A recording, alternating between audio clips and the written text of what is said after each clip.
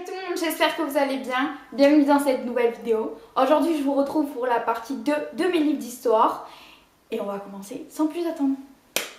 Donc, j'ai fait une première partie que je vous mettrai le lien en barre d'infos sur les livres d'histoire ancienne, romaine et sur l'histoire médiévale avec un peu d'histoire de l'art mais plus sur le côté médiéval. Aujourd'hui je vous retrouve dans la deuxième partie qui va plus se concentrer sur de l'histoire de l'art mais de l'époque moderne, contemporaine et jusqu'à nos jours, de l'histoire moderne, de l'histoire contemporaine et de l'histoire beaucoup plus récente, dont un livre sur la Première Guerre mondiale que je viens de faire tomber et qui s'est abîmé. Bon bref, c'est parti. Le premier livre que je vais vous présenter, c'est dans la catégorie Histoire de l'art. C'est un livre que j'ai eu et que je me suis procuré en première année. C'est celui-ci, Les mouvements dans la peinture de Patricia Fried Carassa et Isabelle Marcadet Majorel. Je ne sais pas si je prononce bien, toutes mes excuses. Donc ce livre est génial dans le sens où vous avez énormément, en plus je viens de retrouver une fiche que j'avais faite, c'est génial. En fait dans ce livre ce qui est intéressant c'est que au sommaire, donc au tout début du livre, vous avez par période tous les mouvements qui sont classés par ordre. Donc c'est génial, vous avez, ça commence à partir du 15e, 16e siècle avec la Renaissance, le maniérisme, au 17e siècle avec le classicisme, le caravagisme, le baroque, le latticisme, au 18e siècle avec le rococo, le néoclassicisme. Tous ceux qui font de l'histoire de l'art savent de quoi je parle, les autres, je suis désolée. Ensuite vous avez donc tous les mouvements du 19e siècle dont le romantisme, le troubadour, vous avez aussi des écoles qui sont classées, l'école de Lyon, l'école de Barbizon. Ceux qui savent de quoi je parle reconnaîtront et comprendront. Vous avez aussi des mouvements qui sont moins connus ou en tout cas qu'on va moins voir précisément en études, dont par exemple le japonisme, qui est très intéressant. Et puis vous avez la dernière partie qui est sur le 19e siècle, le 20e siècle, pardon. Et là, vous aurez vraiment énormément de mouvements. Ceux-là, personnellement, je ne les ai pas vus. Mais par exemple, pour ceux qui font de l'art moderne récent de nos jours, je trouve que ça peut être très intéressant. Donc, voilà pour lui. Et vraiment, j'aime beaucoup. Il m'a beaucoup servi puisqu'en fait il est composé, par exemple, je vais sur un mouvement au hasard. Donc les Nazaréens, un mouvement du 19e siècle. Vous allez avoir une page avec la présentation, avec le contexte, une petite œuvre pour vous présenter, pour vous donner un exemple et surtout pour que vous ayez, comment dire, c'est quoi le mot ?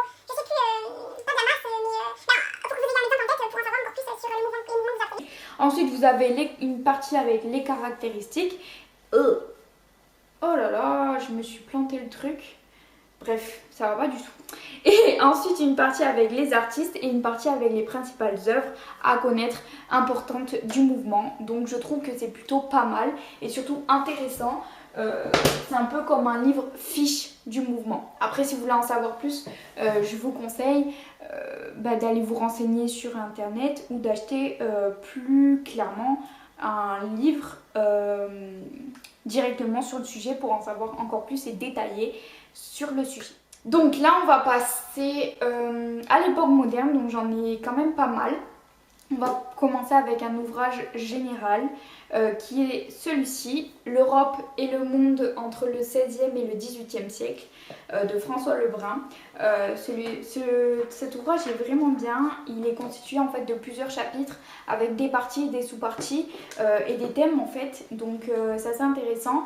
Vous avez aussi à la fin du livre un glossaire c'est un petit peu comme un dictionnaire mais du livre en question que vous avez lu. Vous avez tous les mots qui sont répertoriés par ordre alphabétique, pardon. Vous avez aussi des cartes, enfin pas des cartes mais plutôt des schémas des familles que vous avez pu voir dans le livre pour mieux comprendre l'arbre généalogique de la famille en question. Vous avez aussi plusieurs cartes pour à chaque fois mettre en lien avec ce que vous avez vu à un moment dans le livre. Ce qui est intéressant, après vous n'êtes pas forcément obligé de vous aider du livre, mais par exemple je sais qu'il y en a qui achètent ce genre de livre pour plutôt s'aider par rapport aux cartes parce qu'il y en aura plus et du coup ils pourront plus s'appuyer sur leurs cours, donc vraiment c'est plus intéressant. Chacun en fait utilise son ouvrage, son manuel qu'il achète de côté en dehors des cours à sa manière, à sa guise en fait. C'est lui qui décide la façon dont il va s'en servir et la façon dont il va l'utiliser. Donc voilà, à la fin vous avez aussi un tableau chronologique. Donc ça peut beaucoup aider parce que on le sait tous en histoire, forcément de l'histoire, il y a 1 million de dates. C'est très compliqué de tout retenir les dates. Le but principal de l'histoire, ce n'est pas de connaître toutes les dates, de tout par cœur, parce que ce n'est pas le but. Le but, c'est de réfléchir, de comprendre et de problématiser un fait. Au moins, ici, ça peut vous aider si par exemple vous avez une évaluation. Moi, je suis trop marrante. Par exemple, un examen en contrôle continu sur des dates sur telle ou telle période, n'importe, on s'en fiche. Vous pouvez vous aider des manuels que vous achetez, vraiment toutes mes excuses. Donc voilà, vous avez aussi l'index. Alors l'index, pour ceux qui sont en histoire, je crois que c'est la base et je crois que tout le monde s'en sert. Je crois que vraiment, moi, cette année, je l'ai énormément fait. C'est ce qui m'a aidé en fait à choisir mes livres pour mes exposés et mes oraux. En fait, quand vous êtes en histoire, vous n'allez pas choisir un livre par rapport... Par exemple, vous devez passer un oral sur... je ne sais pas moi, je vais dire un truc au hasard, sur Louis XIV. Louis XIV, le roi soleil. Voilà, point. Vous allez sûrement, moi je dis un sujet très très connu, et surtout un sujet très vaste, mais vous allez avoir des livres sur Louis XIV. Mais par exemple, dans votre livre, par exemple, sur...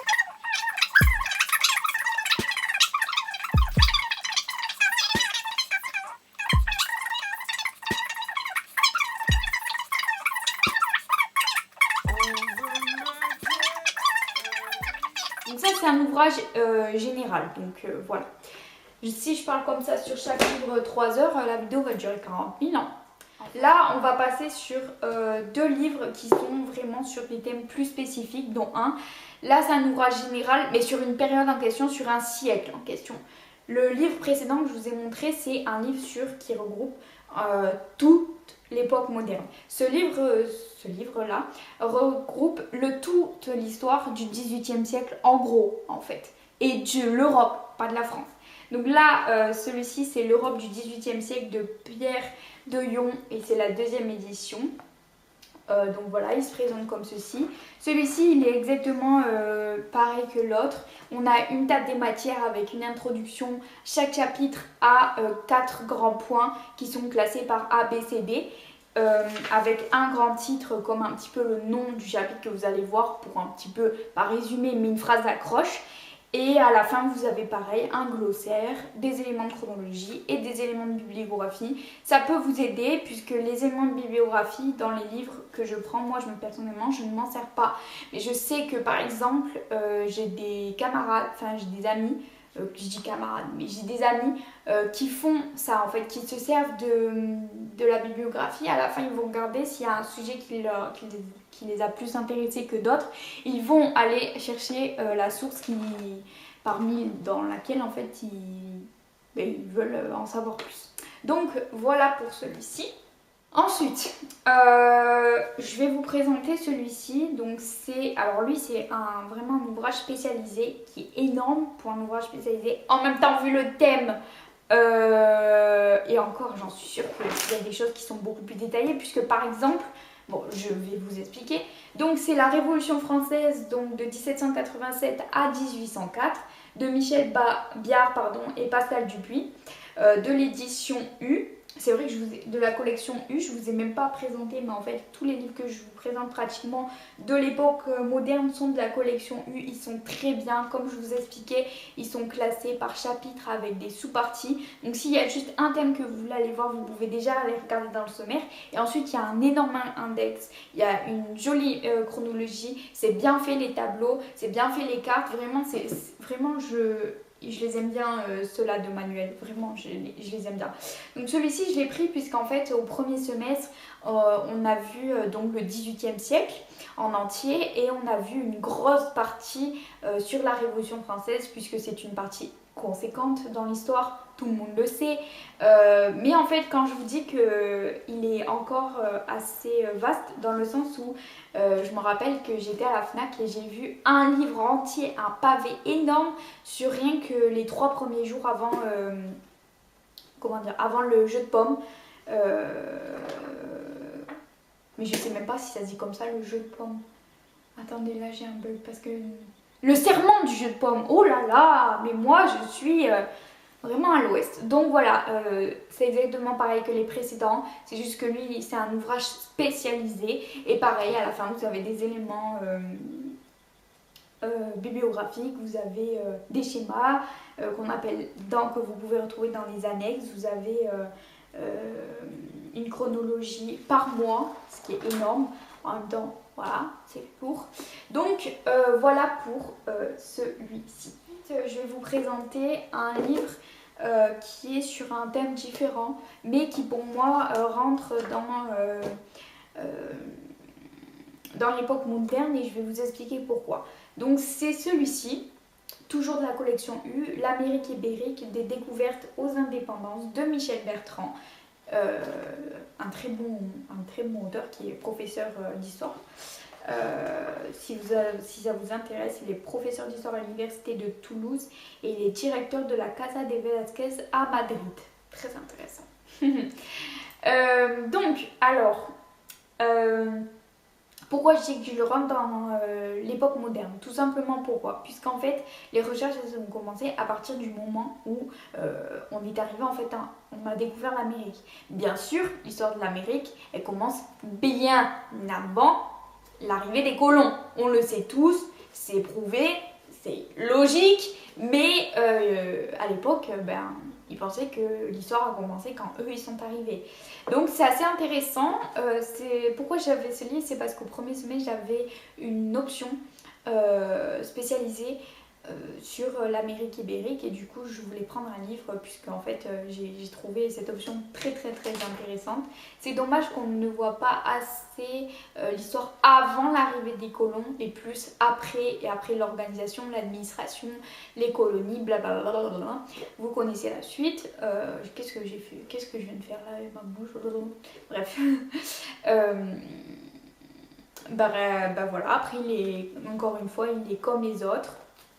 À l'intérieur vraiment par contre le début d'un texte le début d'un chapitre se constitue comme ceci, mais après vraiment c'est que du texte, hein. Vous n'avez pas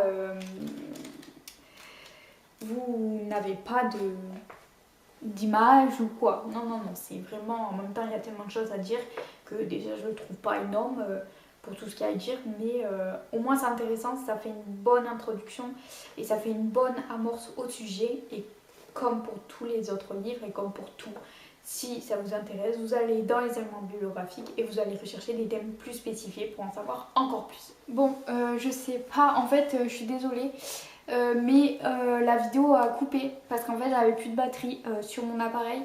Du coup j'ai dû recharger la batterie, mais bon, me revoilà. Je sais pas exactement où ça a coupé parce qu'en fait il faut savoir j'ai une vieille caméra en attendant d'avoir une nouvelle.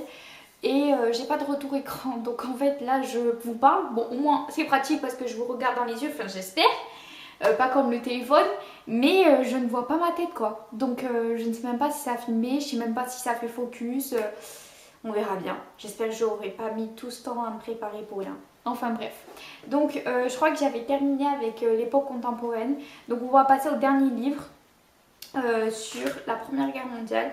Que je n'ai pas encore lu, que j'ai hâte de lire, puisque alors je vous présente, c'est la Première Guerre mondiale de John Keegan, je sais pas comment ça se prononce, donc toutes mes excuses. Et donc pour moi c'est un roman, puisqu'en fait je vais vous lire la 4e de couverture, comme ça sera fait. John Keegan, considéré comme l'un des plus talentueux historiens de la guerre, présente une histoire de 14-18 sans équivalent. Celle d'une guerre qui implique Africains autant qu'Européens, Indiens, Canadiens ou Japonais, sans pour autant délaisser les enjeux nationaux. Cette perspective lui permet de s'affranchir des stéréotypes couramment répandus. telles que la responsabilité écrasante de l'Allemagne dans le déclenchement du conflit, la guerre joyeuse des débuts, les erreurs allemandes sur la Marne ou à Verdun, les mauvais choix stratégiques anglais ou les insuffisances chroniques de la France. Par son analyse originale, il réussit à donner la mesure mondiale de cette guerre et de ses conséquences.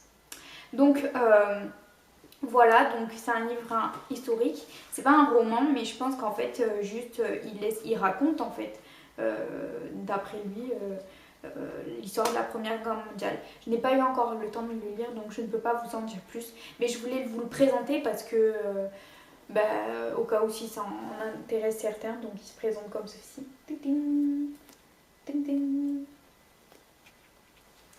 Donc voilà les amis, j'ai terminé pour cette vidéo. J'espère qu'elle vous a plu. J'espère que ça vous a donné des idées pour ceux qui sont en histoire ou ceux qui aiment l'histoire, puisque c'est pas forcément fait que pour les personnes qui sont en études d'histoire. Je sais que beaucoup le pensent, mais non, c'est pas le cas. C'est juste, ça peut enrichir votre culture générale et c'est incroyable tout ce qu'on peut apprendre sur l'histoire et qu'on ne sait pas. Donc voilà, j'ai hâte de vous retrouver dans une prochaine vidéo. Je vous fais plein de bisous et n'hésitez pas à vous abonner si ce n'est pas fait. Sachez que ça fait toujours plaisir et je reviens en force entre guillemets. Je vais essayer de publier une vidéo par semaine. Je ne vous garantis rien, mais je vais essayer. N'hésitez pas d'aimer cette vidéo, de lâcher un petit commentaire et voilà. Je vous fais plein de bisous. Bye bye.